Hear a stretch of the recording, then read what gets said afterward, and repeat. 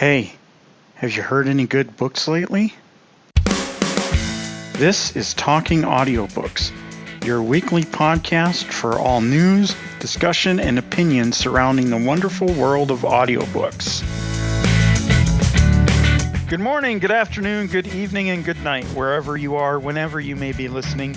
This is the Talking Audiobooks podcast, season number 2, episode number 8. I am your host, the man with the face made for radio and the voice made for print, Casey Trowbridge, and as always, I am happy to be with you.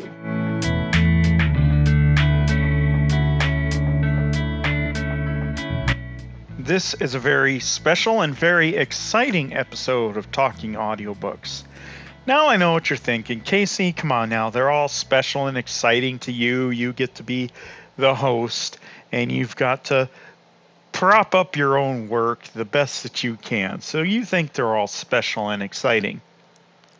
Perhaps you are correct, but this one is special to me in a very obvious way. It is the first time that I, as host of the show, am going to conduct an interview. If you have been listening to this podcast since day one, you'll know that my first appearance on the show was as a guest. Ken was the host, and he interviewed me back in December. Well, after that interview ended, I emailed Ken and I said, hey, I have someone in mind that I think would make for a fantastic interview. And you know what happened next. Instead of interviewing them, Ken took a few months off, decided that maybe he would like me to host this podcast. And when he reached out to me with that offer, it was something that I knew from the minute that I read it. It was obvious that I had to do this. I couldn't pass up this opportunity. This has been basically a dream of mine. And when he made that offer, I remembered that I had made an interview recommendation, and that interview subject has zoomed to the very top of the list. So when it came time to book the first interview, there was no other choice for me as far as the first person that I wanted to talk to. I think if you are a listener of audiobooks, or if you are an author who is getting an audiobook published, or you're a narrator looking to increase your profile, or you're a publisher and you have multiple audiobooks coming out that you want to get some attention, whatever your reason for listening to this podcast may be, I think this interview will hold interest to you. I'm interviewing Jess the Audiobookworm. You can check out her website at theaudiobookworm, that's all one word, .com, or audiobookwormpromotions.com. And if you listen to this interview, you are going to hear all about the different promotional services she can offer you as an author, narrator, or publisher.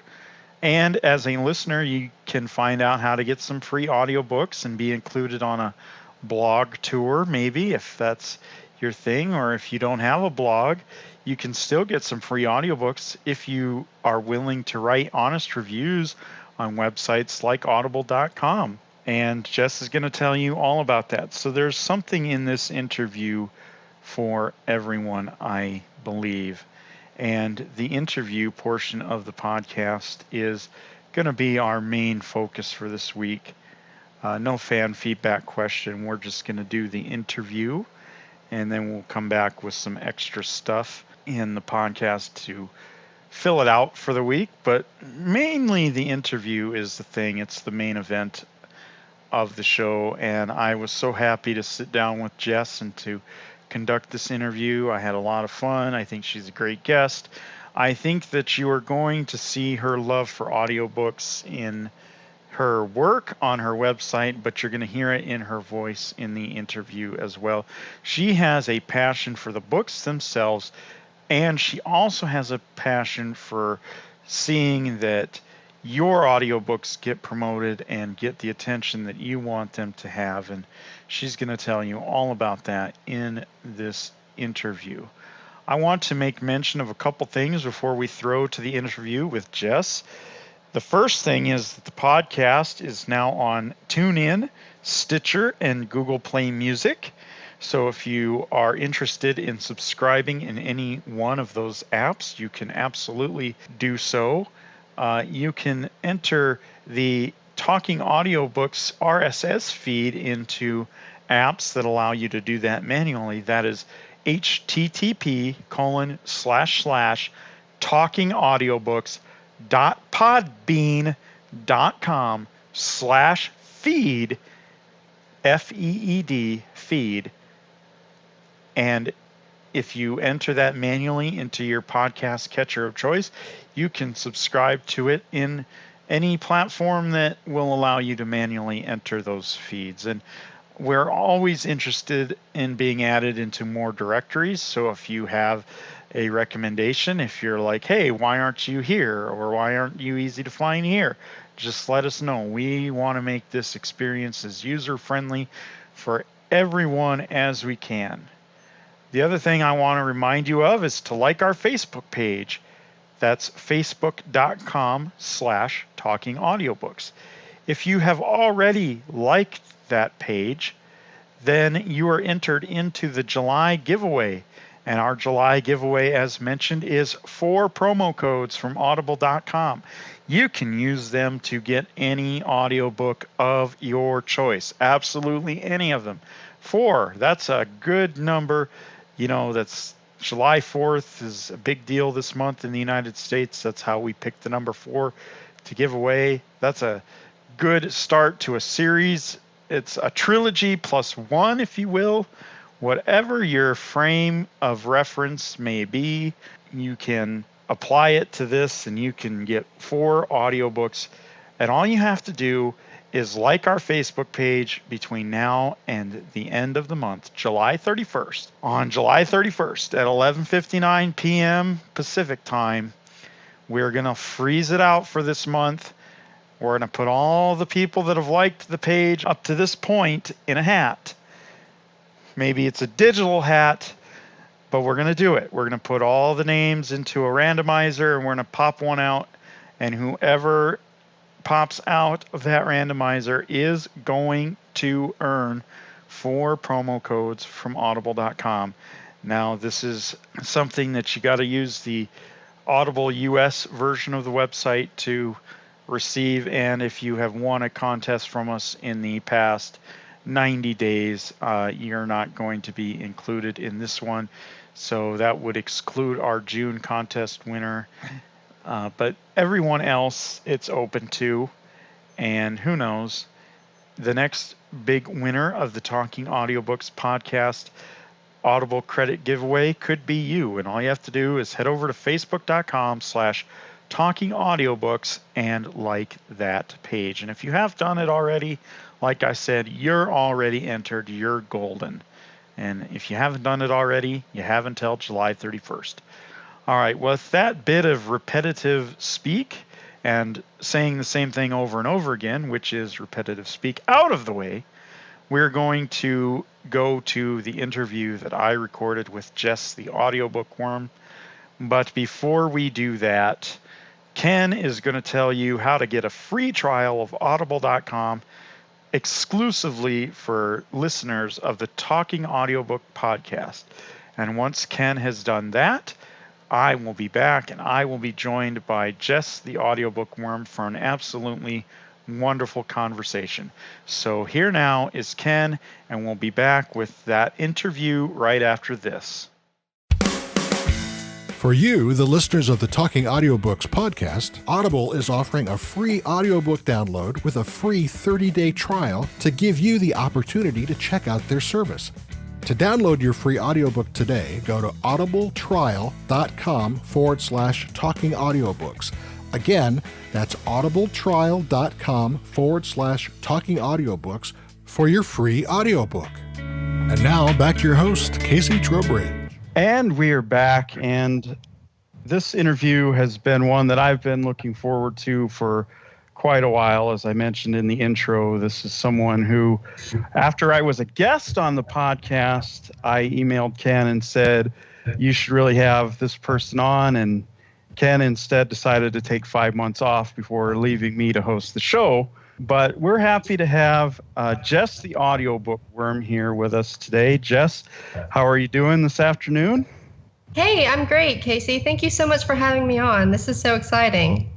Well, I'm glad to have you on because there has been no better friend of the show thus far and into the future. You've been a listener, you've plugged it on social media, you've helped us get in other interviews and things like that. So I've been looking forward to this day for a long time. Yeah, so have I. So before we get into talking about your blogs and your promotions works and things like that, I want to talk to you a little bit about just you as an audiobook listener. And before we even get into that, why don't you give the listeners who maybe don't know you or haven't been to your website just a little bit of background information on yourself? Well, I am, like Casey said, Jess the Audiobookworm. That's my chosen alias. I run the audiobookworm.com, and my recent addition is audiobookwormpromotions.com. That's for my promotional services.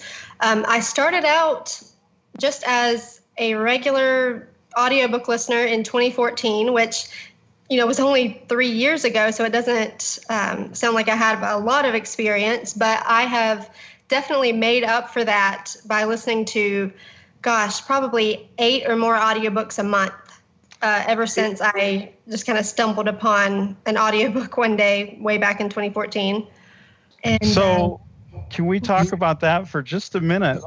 You say it's only 2014. That's really impressive. Do you remember how you got into audiobooks in the first place, or what your first book was, or how you came across the genre? Yeah, I do actually. It probably echoes a lot of other folks' experiences getting into it with the Audible free trial. I was just, randomly going through the app store on my phone one night, laying in bed, and saw the Audible app, and I thought, I'll give this a try. And I, did my 30-day free trial. The first book I listened to was Stephen King's 11/22/63. Oh, sure, I have that book. Yeah, that was way before it was ever made into into a Hulu television show.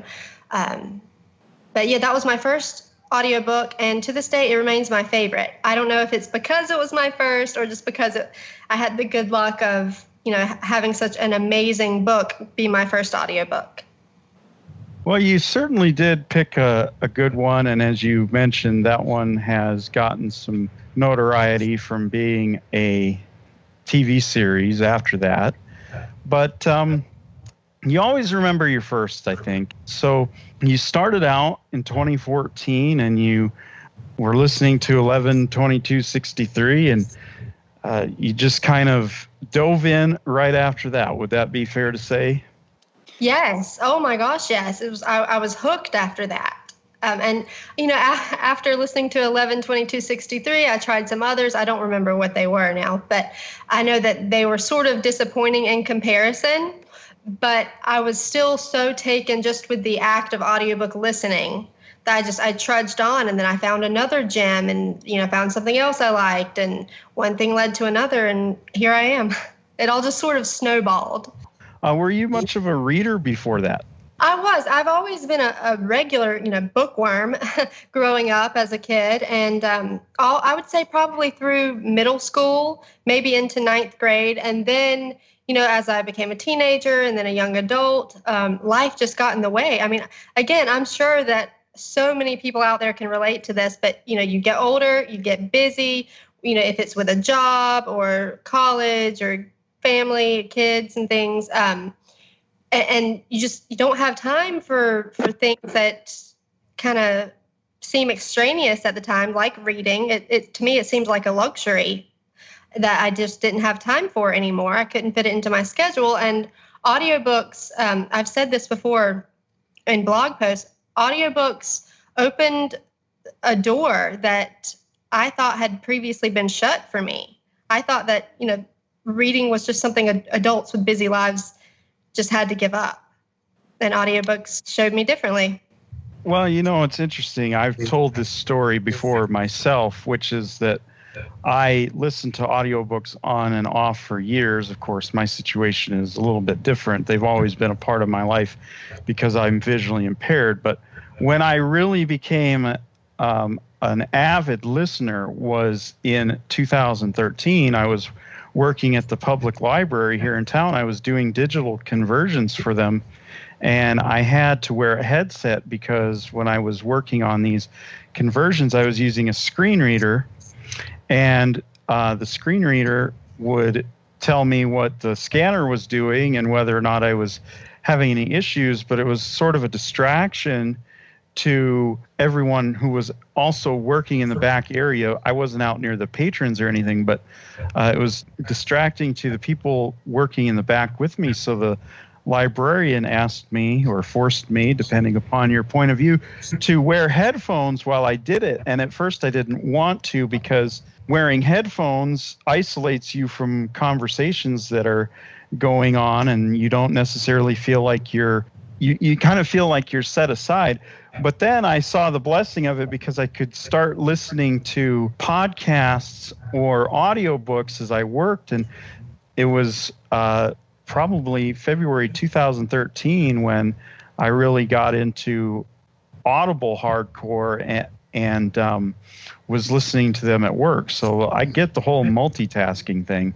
Yeah, I think that's a big draw for a lot of people that I've spoken with. And podcasts seem to be sort of a gateway into audiobooks a lot of times. And I think that's a really big draw for audiobooks, is the ability to multitask. Like I'm always asked, like, what do I do when I'm listening? Am I just sitting there listening, or am I multitasking? I'm definitely multitasking. I'm working, I'm cleaning, I'm cooking, I'm laying down, falling asleep at night. I'm always doing something. I can't just sit still. That's just not in my nature. So audiobooks fit in perfectly, in my lifestyle.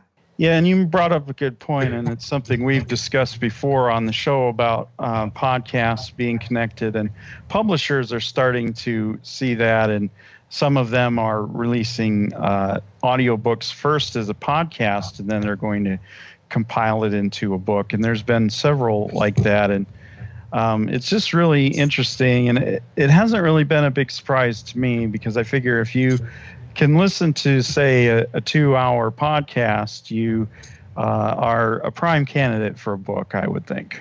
Absolutely. Most audiobooks, are between 8 and 12 hours long, would you say? So that's, break that into 2-hour segments, especially if you're commuting. If you have a 30-minute, an hour and a half commute each day, one way, and then you double that to come back home. And you can go through an audiobook in 2 or 3 days. And now, of course, back in the day, you were carrying around bulky cassette tapes and things like that, and then CDs, which were less bulky but still abundant. And now you can just store a bunch of audiobooks on your phone or on I have a hard drive that fits in my pocket that probably has 1,200 audiobooks on it, and it's not even half full. Yeah, what I did was whenever I upgraded to the new iPhone recently, I kept my old one. It's still activated and everything, and I use it, I guess, like an iPod would be used. I just keep audiobooks on there, and I cleared everything else off to make more room for audiobooks. So now I have 2 cell phones. One of them only acts as a cell phone, though, but the other is just great for extra storage. See, now, if I had been smart last night, I would have made sure to have a book already downloaded on my phone or on my iPad, because the power went out. And that is the one time when it's sort of difficult to listen to something if you don't already have it downloaded. When the power goes out, or not so much when the internet goes down, because I have all mine stored locally somewhere, but when the power goes out, and it was out for almost half an hour last night. So I should have taken my own advice and had a book on hand. So you're using an old iPhone as an iPod for your audiobooks is a pretty smart thing to do, quite frankly. Your power was only out for half an hour? Oh my goodness, Casey. Come to hurricane country. I'm in North Carolina. And last fall, when we were preparing for Hurricane Matthew, downloading a whole slew of audiobooks was part of my hurricane preparation. Batteries, bottled water, audiobook. Well, I would say you got the essentials in there anyway. So you started listening in 2014. And according to your blog that I was looking at this morning as I was stalking you for our interview, you started blogging in, was it October of 2015 that you decided to launch the Audiobookworm? Yeah, it started out on Tumblr. The Audiobookworm has moved homes several times. It started out on Tumblr in October 2015. I moved to WordPress.com in January of 2016, and then I moved to self-hosted WordPress.org, where I am now, theaudiobookworm.com, in, I believe, June of 2016. And somewhere in between that January and June, I met you. That's right. I was just going to say that. I remember your blog from the WordPress.com days, and I think that's when we first started talking, because if I recall, you talked about maybe doing some kind of review or something, and it was at the time my dad was still kind of in the throes of his battle with cancer, and he just had a little bit of time left, or maybe it was right after he passed away, but I was just really busy at the time, and I always filed it in the back of my mind that someday she and I are going to do something together. Yeah, I remember when I came across you and your site, because I was so excited to find another audiobook blogger. As you know, there aren't many of us out there, who exclusively review audiobooks. So when I saw you, I was like, oh, there's someone of my kind. And I was just super excited to find someone who was an exclusive audiobook blogger. Since then, I've, gathered a list of several others, but you were one of the first. Well, yeah, and I think I found you the same way. I'm trying to remember how it all happened, but the website that I have isn't the first incarnation of what I was trying to do either. In fact, what you're doing now on your the Audiobookworm blog is pretty close to my original idea for an audiobook website, where you would have reviews, of course, but then you'd have different. You have a thing on your website, which I want to talk a little bit about, your resource reviews. You've reviewed different sources for people to get audiobooks from, such as Audible, audiobooks.com, Scribd, TuneIn, and most recently Playster are some of the ones that you've done. How long was it into your listening? You said you really enjoyed 11/22/63 right away. How long was it into your listening before you said, now I'm comfortable knowing what I like and don't like in an audiobook, to the point where I can express that in a review? That's hard to say, because if I had known then what this was going to become and how much this was going to mean to me now, I would have journaled about it. I would have scrapbooked about it. I would have, taken serious notes, but I don't really remember. I think it was around the time that I started the Audiobookworm on Tumblr, so maybe October-ish of 2015. I know a little bit before that I had begun reviewing on Goodreads, because it was something I had seen other people doing, and I thought, oh, I could do that. Because, I'm the only audiobook listener in my family, especially then. I was the only one then. I guess I'm the only serious one now. I've gotten my mom into it a little bit, but I didn't have anyone to discuss things with, and not just things about the story and the book itself, but the narration. And when I like something, I have to share it. I want to shout it from the rooftops. And my family kept, saying, Jessica, that's enough about audiobooks. So I took to the web and I started reviewing. And then I decided to kind of organize my reviews more formally. And that's how the website came about. And then everything with me just sort of snowballs. And that's how the resource reviews that you mentioned happened, because I thought, I wonder if I could review more than just audiobooks.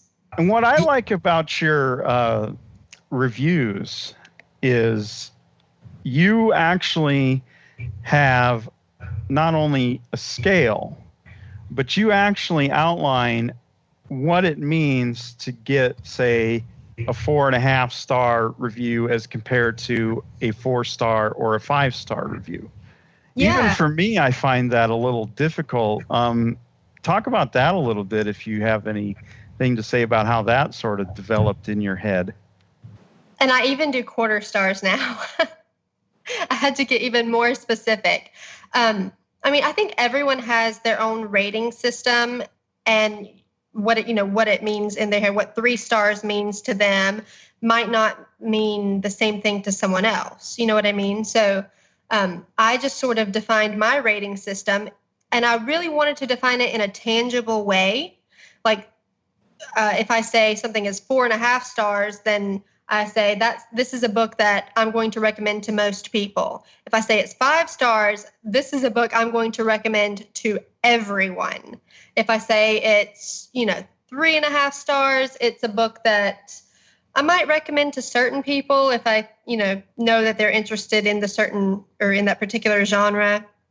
So it's not just I loved it, I didn't like it, I liked it a little bit. It's a more realistic way to understand the rating system, I think. Yeah, and I think it helps the person who's reading the review to have some sort of idea. I wish I had sat down and defined for people who read my reviews what constitutes a 5-star review for me, and so on and so forth, like you did. That was one thing that really jumped out at me.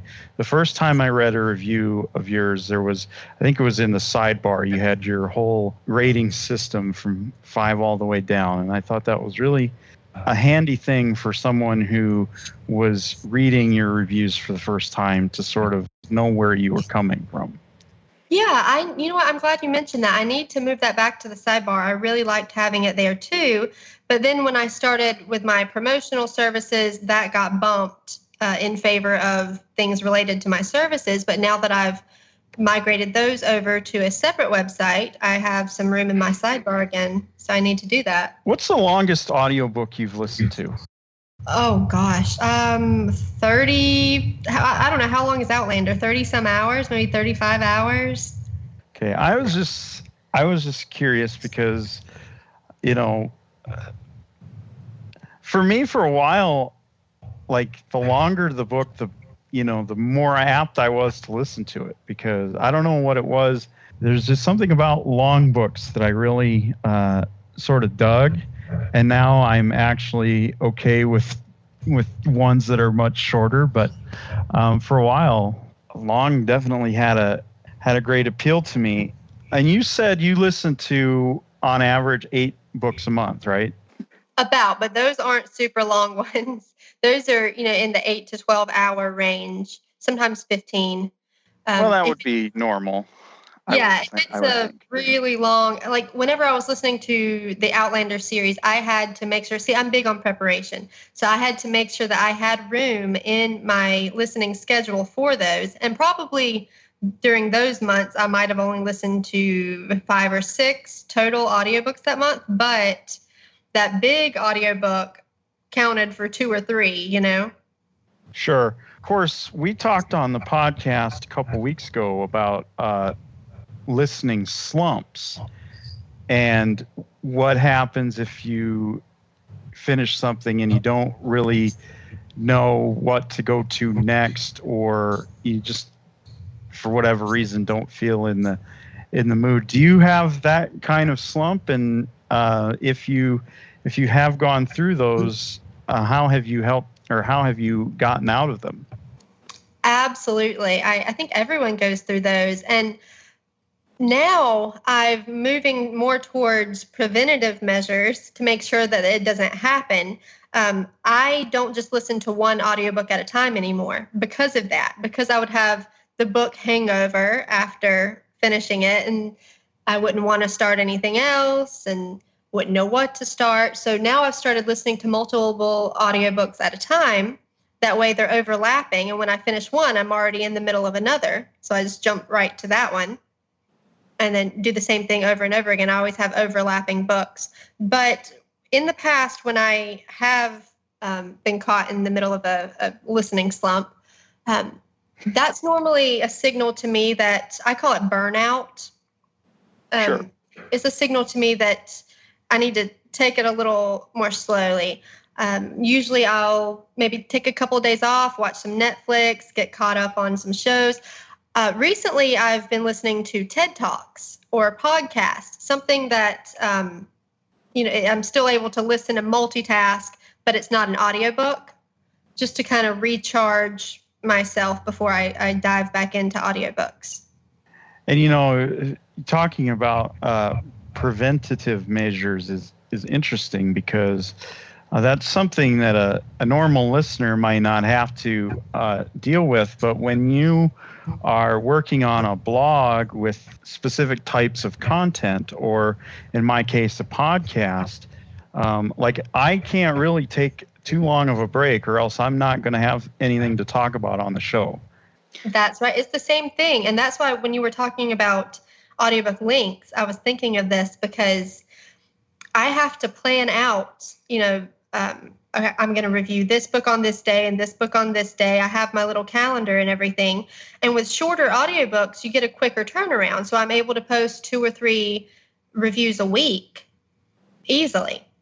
But if I were to start, an Outlander or a bigger book, I have to make sure that I have 4, 5, or 6 reviews already scheduled, to auto post by themselves so that I can just focus on listening to this big book. And that's what I'm doing now because I have about my next 4 reviews are already scheduled. And I just started listening to Queen of the South, which is, I think, 19 or 20 hours. I'm not sure. It's bigger than, an 8 or a 10-hour book. But I've got that scheduled in my calendar so I can take the time and indulge in a bigger book. I've heard people address something like that in general when they would talk about their Goodreads reading challenge and how setting a lofty goal in your Goodreads reading challenge could hinder you from wanting to take on longer titles. And I think they were talking specifically about print, but this would apply to audio too. You and I actually, I think we both have 100 set as our goal for the year.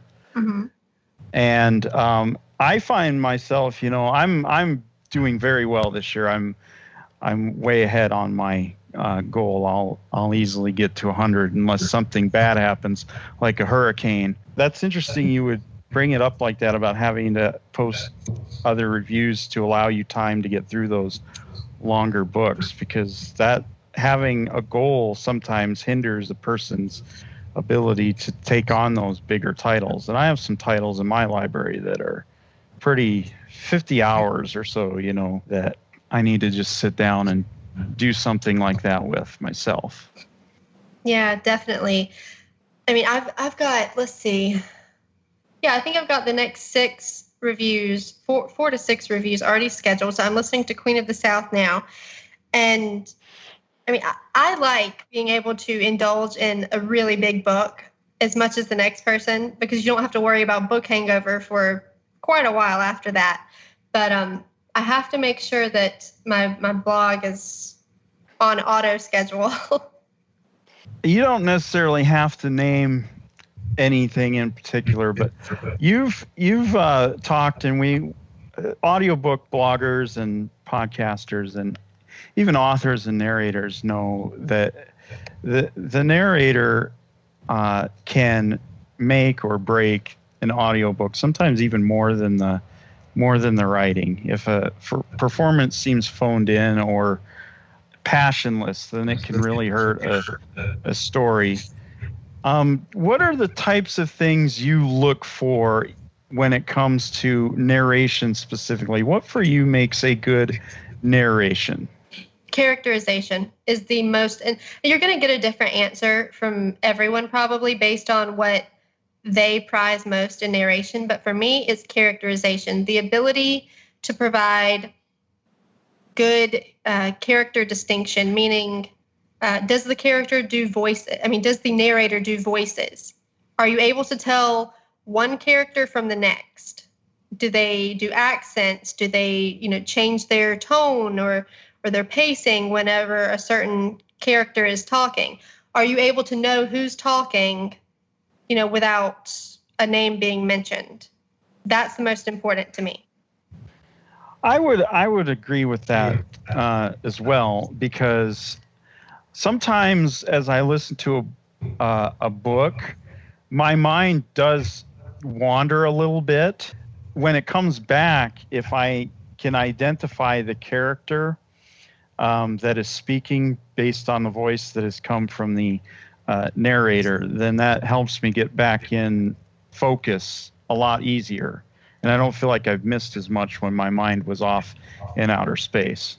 Right, especially when, you're listening maybe at night and you pause it, and then the next morning you hit play. And if they were mid-sentence, you know what I mean? You might not remember exactly what was happening before you paused it the night before. You don't know who's talking. You have to orient yourself within the story again. Narration helps with that big time. And I guess another reason I asked that is because you, besides writing reviews on your blog, every now and again you'll tackle a question. And not too long ago, you took on the topic of authors as narrators. Yeah. That one, I was afraid. See, I'm someone who never wants to step on any toes. So I was afraid that was going to be a little controversial, but I tried to approach it in a respectful manner and just offer my opinion. And obviously, opinions are malleable. I'm not firm. You know what I mean? I'm not set in stone with that. There's always exceptions. Exactly. Always. But where I stand now, I'm on the narrator side of that fence. I love narrators. I have a T-shirt that says I love narrators. So, yeah, I think leave it to the professionals. That's where I stand right now. I would definitely fall on that category, at least when it comes to fiction. I think authors reading their own nonfiction works sometimes is for the best, because an author's probably not going to struggle with mispronunciations, and nothing takes me out of a book quite like hearing a word and knowing that it's being pronounced incorrectly. Right. And see, that's important. But the most important thing to me when hearing maybe a memoir or a biography that is narrated by the author, I want to hear the emotion and know that it's genuine. With a narrator, you can hear emotion in their voice if they're good, but it's not always going to be genuine, and especially when comparing it to a biography or a memoir, because they didn't experience that. They aren't reading their own work. But if it's an author narrating their own autobiography, the narration is going to be more genuine because they're telling their story. And of course, when it comes to biographies, it really helps if the person who is reading, it can make a big, like you mentioned Betty White as in your article as being someone you thought did a really great job. And that's from decades of being a performer. Right. And I didn't consider that until you said it. But there again, my experience with nonfiction isn't that great. Not that it was bad. I just mean it's not that vast. I usually stick to fiction. So Betty's memoir was one of the only nonfiction titles I've ever heard. So that was the only example that I could come up with from my experience. So I didn't really consider, her acting history as having influenced that, but I can definitely see how it would have. Well, and I've read a lot more fiction than you. It's funny, I used to listen to more fiction than to nonfiction. That has actually changed over the last 2 or 3 years. But when I think of, an author being best equipped to narrate their own stuff, I'm speaking of, like, I listened to The Death of WCW, which I've mentioned on this podcast several times. And I was so happy when the author announced that he was going to be narrating the audiobook, because, like, I've heard audiobooks narrated by people who very clearly aren't wrestling fans. And so they get a lot of, like, names wrong in particular, which is a little distracting if you feel like, okay, like I listened to someone and they said the name Chris Benoit wrong. Oh no. Which is like, he was, for a terrible reason, he was a national news story a decade ago. So it's not something, and I put part of that on whoever was producing it as well. I was so happy when someone with some familiarity with the subject matter was going to be narrating the book, and I think that made it a lot better. And the fact that the author has experience in radio and podcasting and things meant that I was probably going to enjoy the experience, since I enjoyed his work. But like you said, it's a little bit different for like autobiography or biography than it is for like recounting a historical event from 1776 or even, the history of World Championship Wrestling. Agreed. And I heard actually one of the only other nonfiction titles I've heard was Crazy is My Superpower. You and I talked about it by AJ Mendez Brooks, who was, AJ Lee.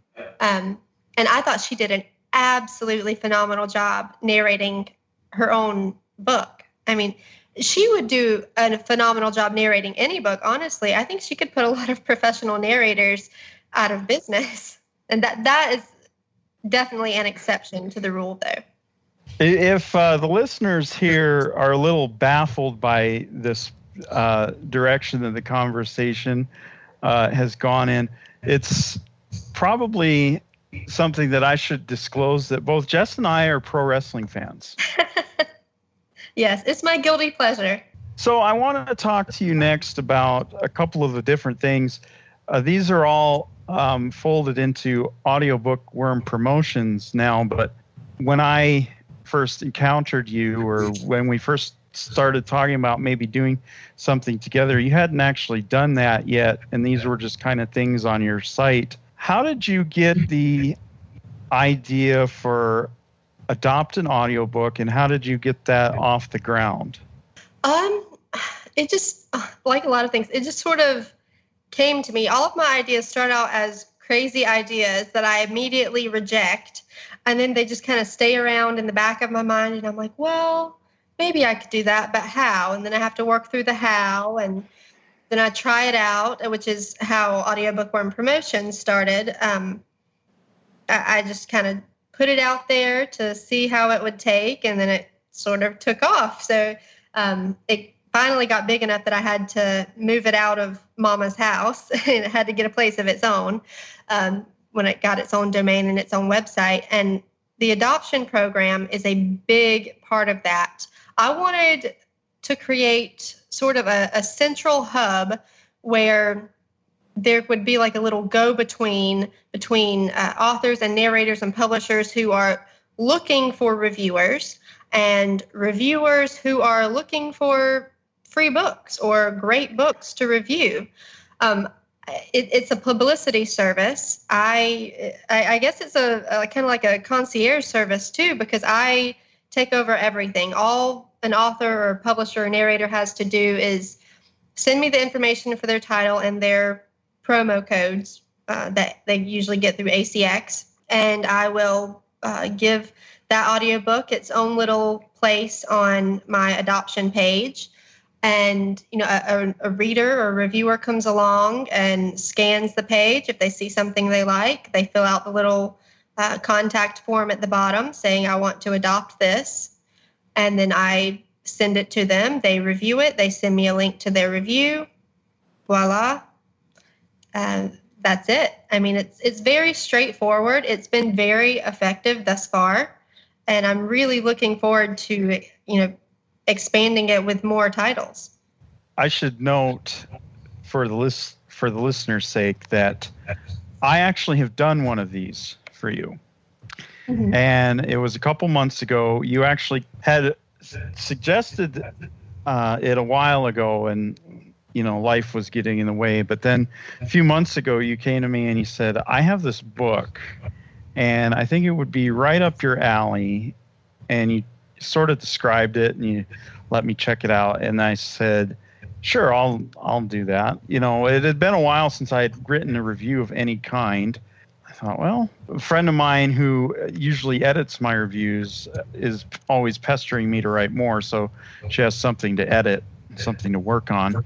It was called Off the Grid, Living Blind Without the Internet. And like you said, it was a fairly straightforward thing. You sent me a code, or you gifted me the book back when you could still do that. I listened to it in about a day and had the review done the next day, and it was tweeted out, and it was all handled by you, and the author noticed it and seemed to appreciate it. And I hope that the authors have found this to be, authors and narrators too, and publishers to that extent, have found this to be a worthwhile thing to have people do. And it's meant to be a service of convenience. So right now, most authors and narrators and publishers, they're having to go door to door, so to speak, or blog to blog, looking for reviewers, like manually, one by one. And most of them, especially from what I'm seeing, a lot of narrators are new to marketing their own work. They don't really know how to go about that. They find me and I say, don't worry, I'll take care of it all. Because I have a list of over 300 audiobook bloggers and reviewers who have signed up with me to hear about opportunities like this. So I send out one email and it goes to 300 plus people in the right target area, instead of, that author or narrator or whoever having to approach 300 separate people. Imagine how much time that saves.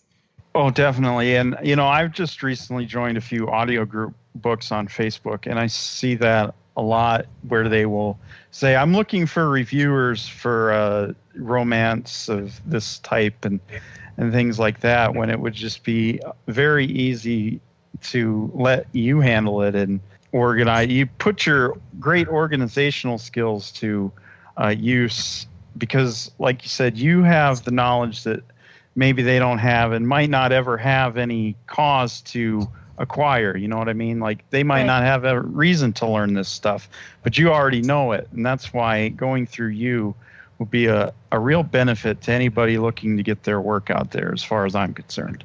Right. In certain cases, this being one of them, it is useful to have a middleman. Tell the listeners a little bit about blog tours and how that works. You described them on your website as being sort of a virtual equivalent to when an author does a book signing tour for a new release. So how do those come together? Right. Okay. So I didn't come up with the idea of virtual tours or blog tours. That idea has been around. What I did is I tweaked it to fit the audiobook format, because there was no one else out there doing that exclusively. Like you said, a blog tour is meant to mimic a physical tour, where, when an author goes on a physical book tour, they go from city to city, from bookstore to bookstore, doing signings and readings and meet and greets. The idea here is, instead of going from city to city and store to store, you just go from blog to blog. So each day, your title, and not just your title, but you and your brand, meaning the author or narrator or publisher, are featured on several different blogs. And it's, you can do interviews, you can do reviews. There's all sorts of neat little features that I've come up with. Audio excerpts is a big draw, I think.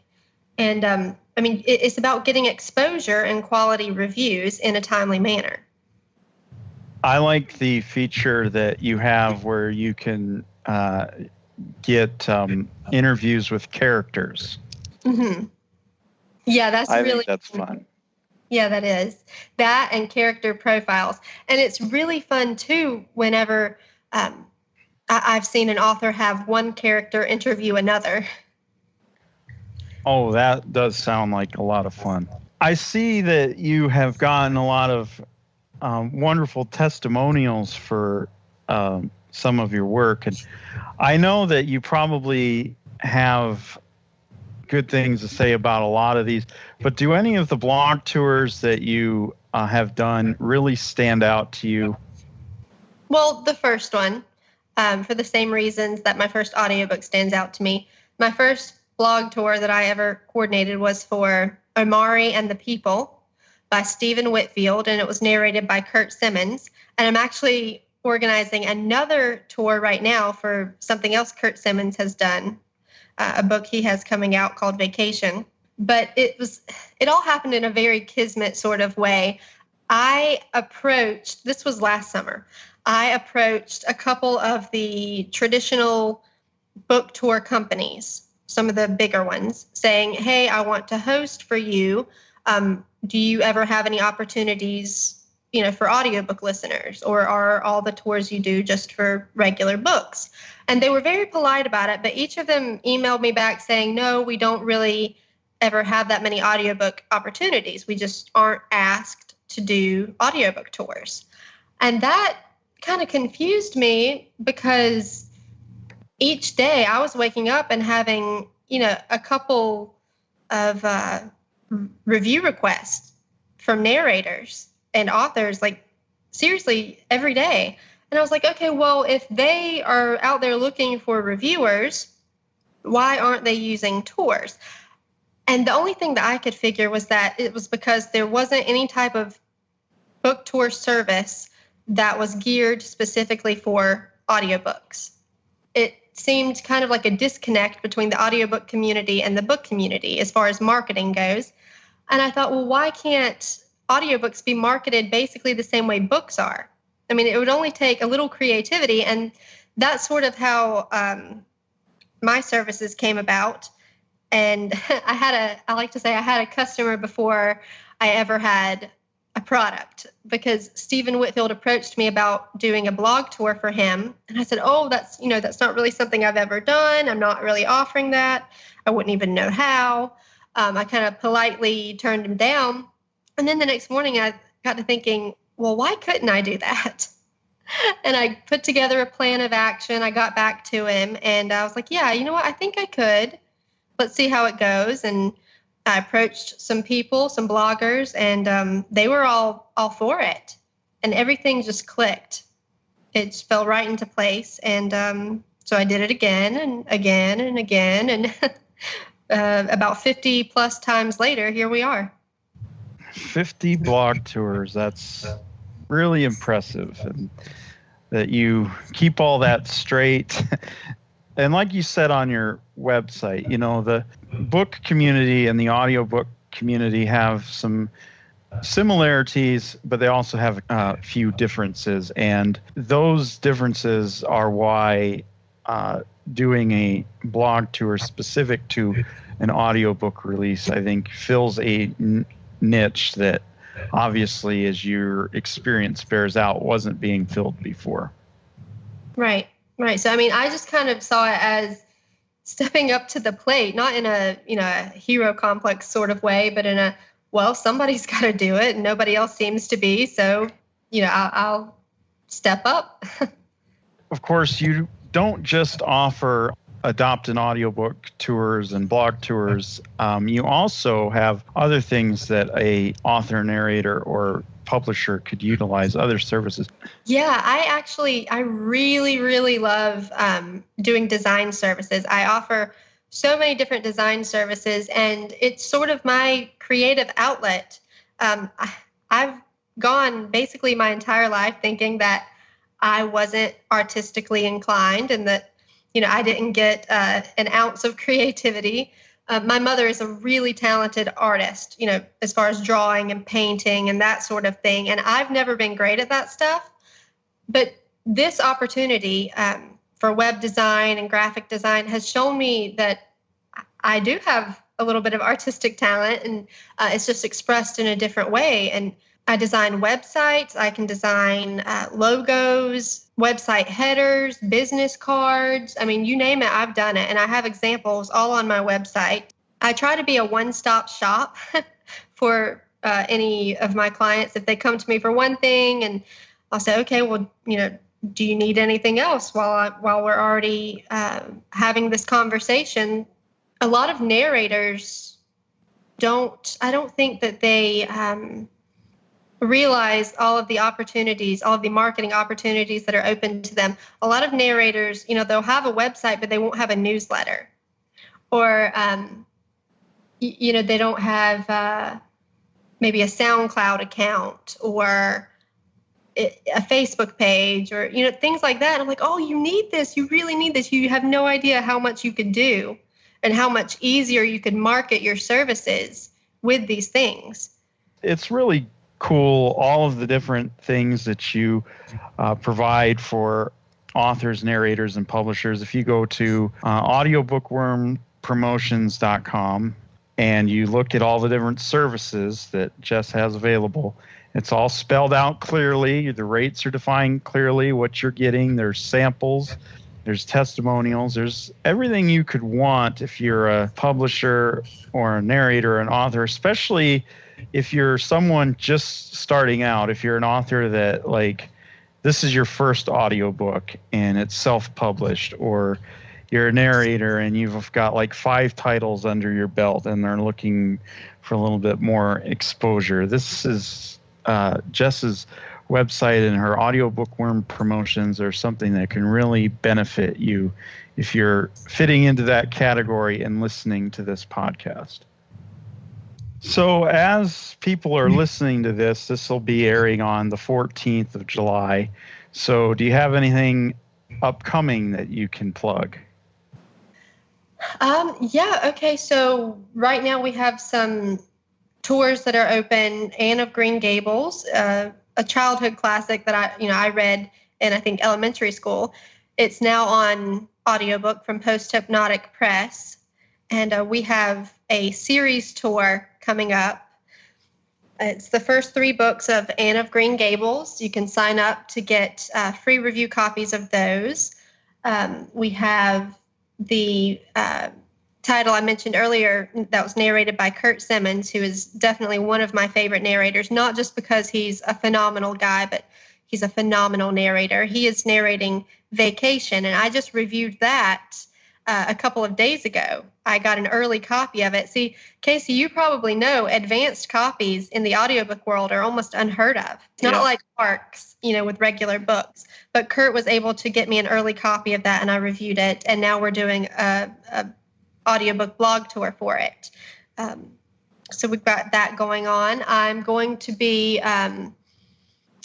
reviewing Learning Ally, which is an audiobook service that caters to individuals with disabilities that prevent them from being able to read print, be it a visual impairment, a learning disability, a physical disability, or what have you. I think that's a really, really neat service, and I'm excited to get to tell everyone about that. Yeah. I know Learning Ally well. They used to be RFB&D, which was Recording for the Blind and Dyslexic, and they did a lot of my college textbooks. Sounds like you've got a very busy next few weeks, and that you wouldn't have it any other way. Absolutely. I love being busy.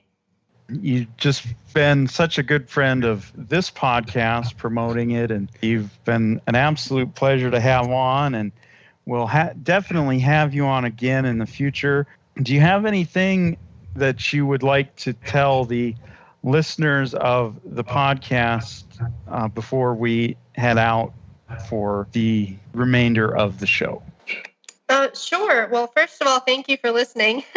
And if you're interested in being a blog tour host or a reviewing host with Audiobookworm Promotions, you can head on over to audiobookwormpromotions.com or the audiobookworm.com.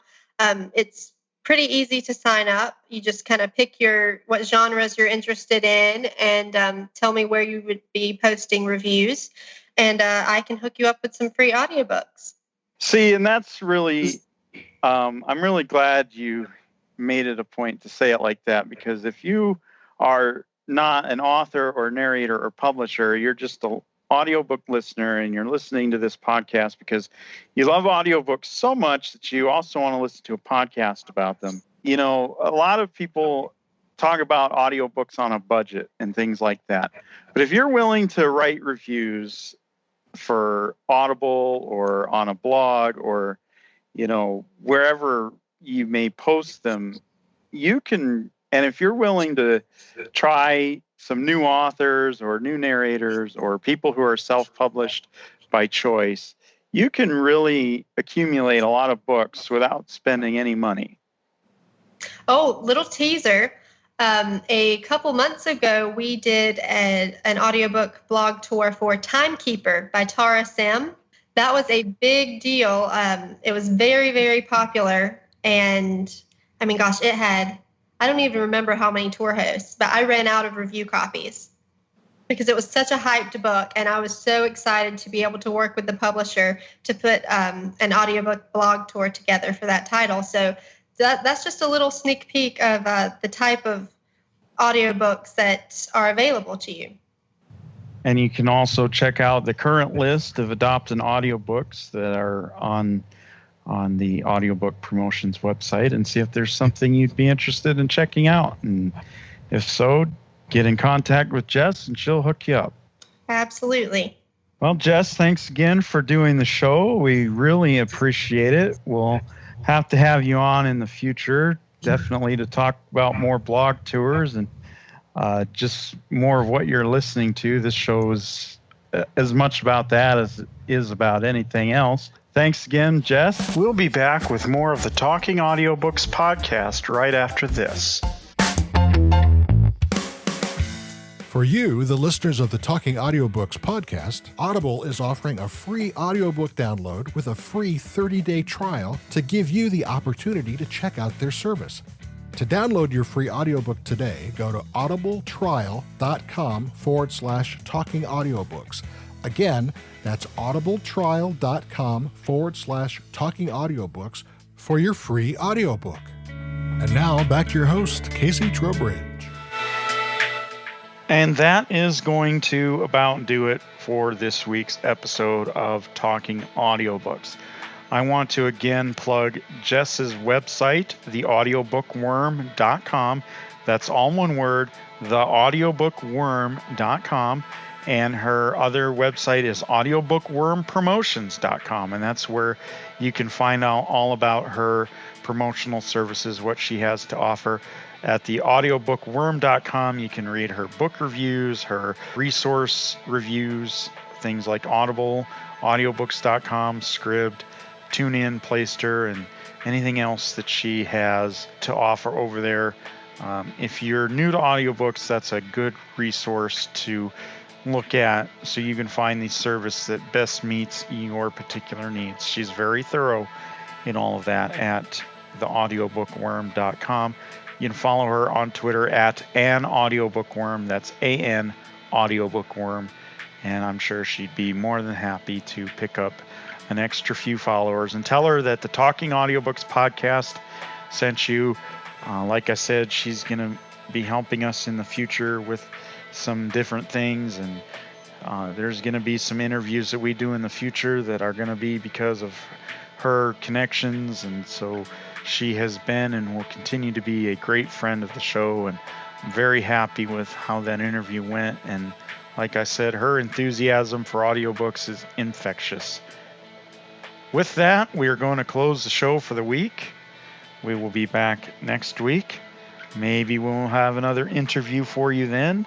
Maybe we'll have a normal show. Maybe we will have something else. Who knows? Anything is possible when you listen to the Talking Audiobooks podcast. Except for Ken coming back as host, that is not possible. I hope you've enjoyed this episode. Let me know what you think of it. And as always, have a good week and keep listening.